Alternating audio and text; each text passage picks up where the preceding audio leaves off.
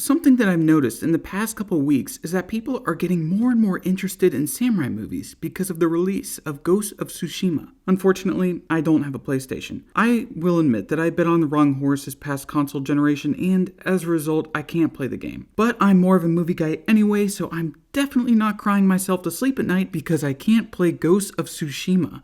I'm crying because of other things. But enough about me. Let's talk about Rashomon. Released in 1950, Rashomon won the Golden Lion at the Venice Film Festival and brought Kurosawa fame and respect outside of Japan. The film is currently in the IMDb Top 250. It holds an aggregate score of 98 on Metacritic and is number 24 on Sight and Sound's list of the 100 best movies of all time. What I'm saying is go watch the movie because this video will have heavy spoilers. There is no way that I can talk about this movie without spoiling everything. But in a way, there is no way that I really can spoil this movie because at the end of the film, we don't really know what happened. There is no resolution, but maybe we can figure something out. We can get close to the truth. Kurosawa constructs the film in a frame narrative, wherein 4 people testify about a killing in a grove. In a Grove happens to be the short story from which Kurosawa and Hashimoto adapted the film. When the characters testify, they testify to us, the audience. We never see nor hear the interrogators because we are the interrogators. We want to know the story. We want to find out what really happened, but each person tells a radically different story because they all have differing motives.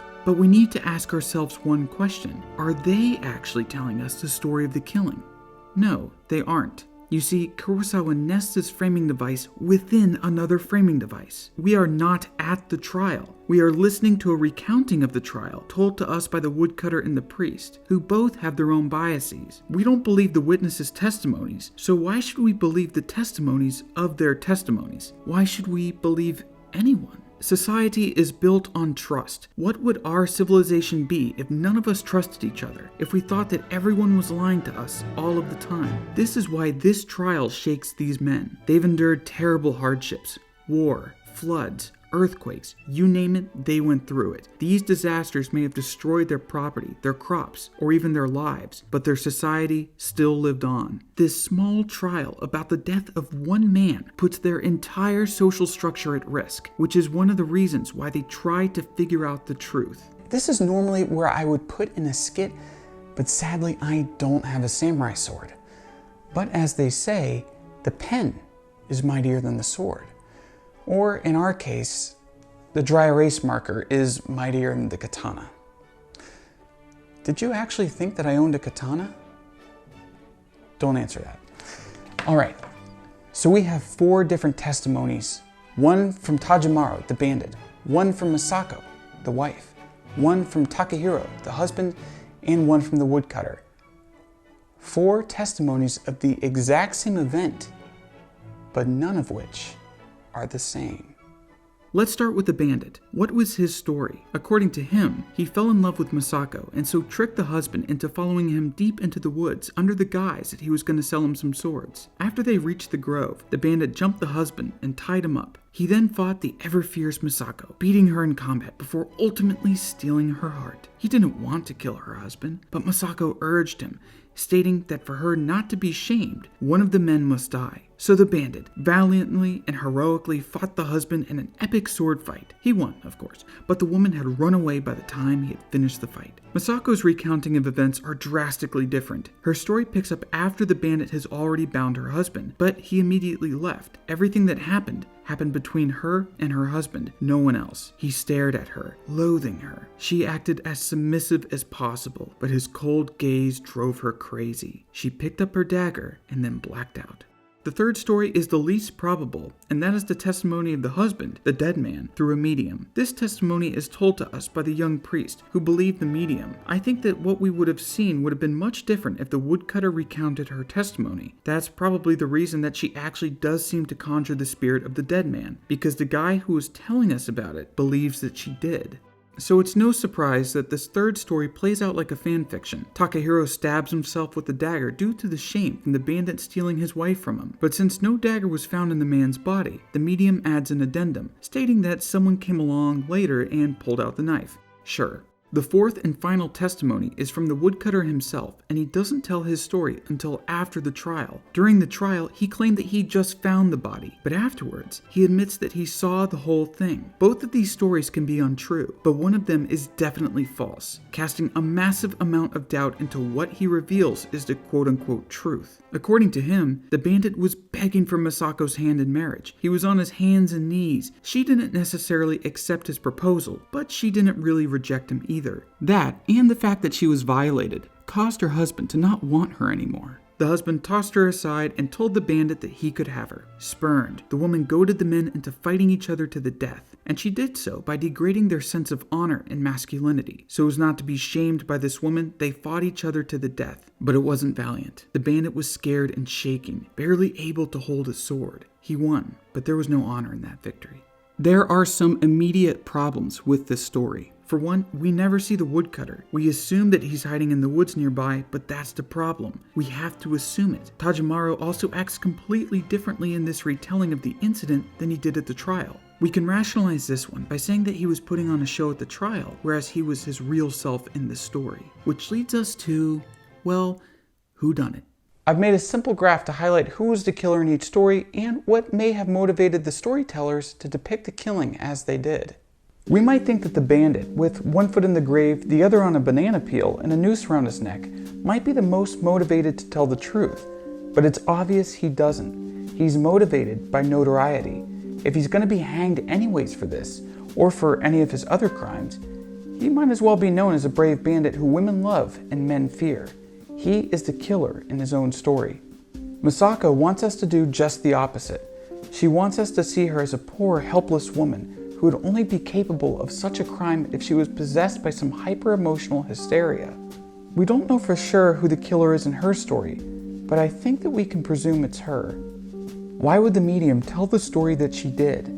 Maybe the medium wanted the official story to be that Takahiro died by his own hand, rather than by the hand of a bandit or a woman, and he did so to avoid shame. In much the same way the bandit wants to control his legacy, the medium wants to control the legacy of Takahiro. The woodcutter's motivation is harder to pin down. Why did he lie at the beginning to say that he just found the body? Why didn't he tell the court the real story if he did see it happen? What if he just found the body and the story he tells is what he thinks most likely happened? Or what if he was somehow involved and he didn't want to be implicated? I doubt this because the other witnesses didn't mention him, but there is a possibility that he was involved in a way that they were not aware of. We don't know much about the woodcutter, as he spends most of the movie telling us about the other characters, but in his story, the bandit kills the husband, but it's not exactly murder. If anyone is to blame for the killing, it's probably the wife, but no one is exactly innocent. Now that we have everything mapped out, is there a way for us to find the truth? The truth has to exist somewhere in between all of these stories, and I've got to admit, the woodcutter's tale is the most compelling, but since he's lied to us before, he's not trustworthy. Since all of these stories seem to contradict each other, let's look at what evidence there is. There's the body with a wound from a blade, there's a bit of rope, and there's Masako's hat. That's it. Nothing that can implicate anybody as the murderer. This leaves us with more questions than answers. Everything seemed so simple before people gave their accounts, but now we're just left with confusion. This was revolutionary in 1950. People are and were used to hearing lies and reading lies, but this film showed us lies. We often think that if we see something, then it must be true. But Kurosawa pulls that rug out from under our feet, and by the end, we don't believe a single thing we see. It's fun to speculate about what could have happened, but the fact is, we really don't know what happened. What happened in the grove stays in the grove. All we know for sure is that one man died by a blade in the middle of the woods. Who did it or why they did it, we really don't know, but it doesn't change the fact that this man died. No matter how you look at it, it's a tragedy, one that we will never quite understand. But what can we do? What can we make of this?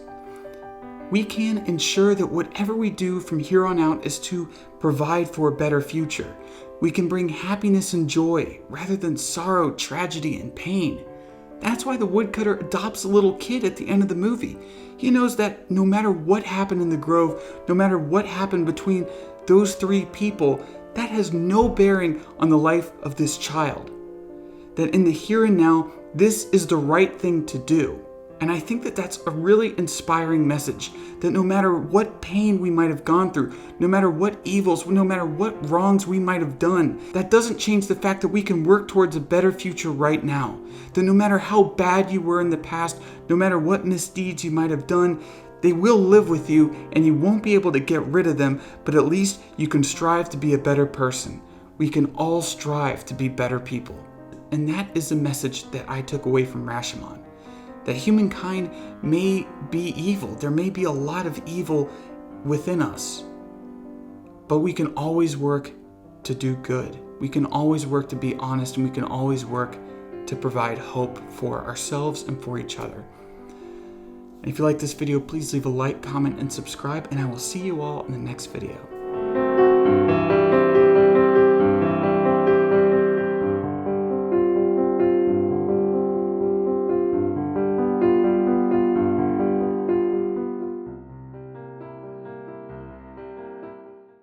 And here's a bonus round in case you made it this far into the video, in which case I am extremely grateful. So here are just some quick fun facts about Rashomon. The lighting in the woods was done by 3 mirrors. Yes, they used mirrors in the woods that they stole from the costume department. That was pretty much all the lighting that they used in the exterior shots, or at least the shots within the grove. And Kurosawa would go on to use mirrors in almost all of his films after this. And Rashomon is attributed to being the first film in which they point the camera at the sun. Now, there's probably going to be someone in the comments that points out some film from the 20s or 30s or something that points the camera at the sun. However, it's usually attributed to Rashomon, and when they were shooting it, since the film was flammable, they had to do it really quickly and keep the film moving, so when they actually cut, they had to put the lens cap back on so that the film wouldn't burn up. And speaking of film burning up, the film was almost all lost in a fire when the studio caught fire, and thankfully, the film didn't burn. I think some of the audio tapes did burn and they had to redub a few of the lines, but the film was saved, and thus we have this masterpiece that we can watch to this day. And last but not least, you might be wondering how they got so much rain to be in the movie. Well, it's simple. Fire trucks. It's something that's still used on sets today. And they said that they used anywhere between 3 and 7 fire trucks. Just imagine 3 to 7 fire trucks just spraying water everywhere. And a funny thing is that they would have the water in the rehearsals, and during the rehearsals, they would actually run out of water in their studio. So when they started shooting, the water in the studio, the water tank would be dry, and they would have to get water from external sources. Needless to say, the neighbors to the studio weren't happy when they didn't have any water. But that's it for the bonus trivia, and I really do hope to see you all in the next video. I know this is kind of a second goodbye. I'm really bad at saying goodbye, so I'm just going to cut it right